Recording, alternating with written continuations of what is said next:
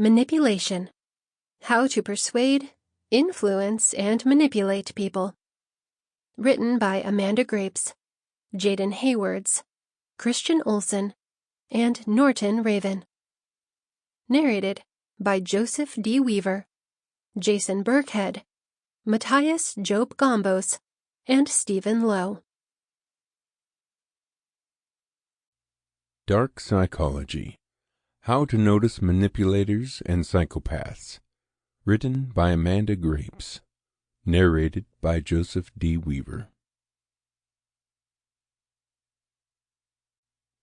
Chapter 1.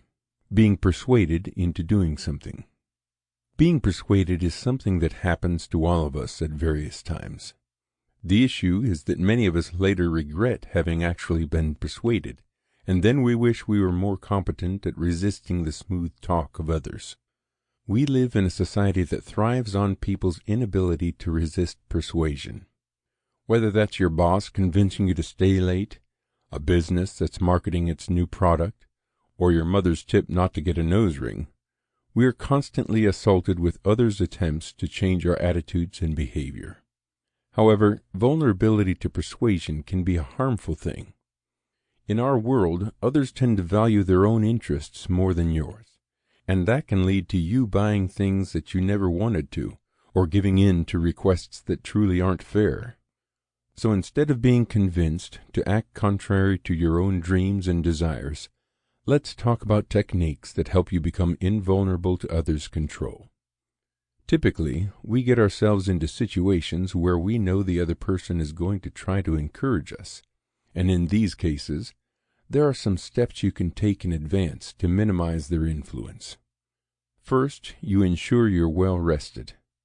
Research shows that when people are psychologically exhausted, they're more quickly convinced. A huge part of resisting persuasion is being able to counter-argue their persuasive effort. In this regard, consider having a drink before engaging with your persuader. That increase of energy can offer the extra push to fight the speaker's influence. Still, having the energy to protect your pre-held beliefs is only half the battle.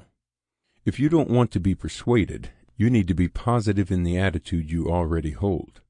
This is an example. If your friend or family member wants to buy something the two of you cannot actually afford, then being certain in your position will make you better at resisting. To this effect, try to connect the belief that you hold, that is, the belief that the other person is attempting to change, to an element of your self-image.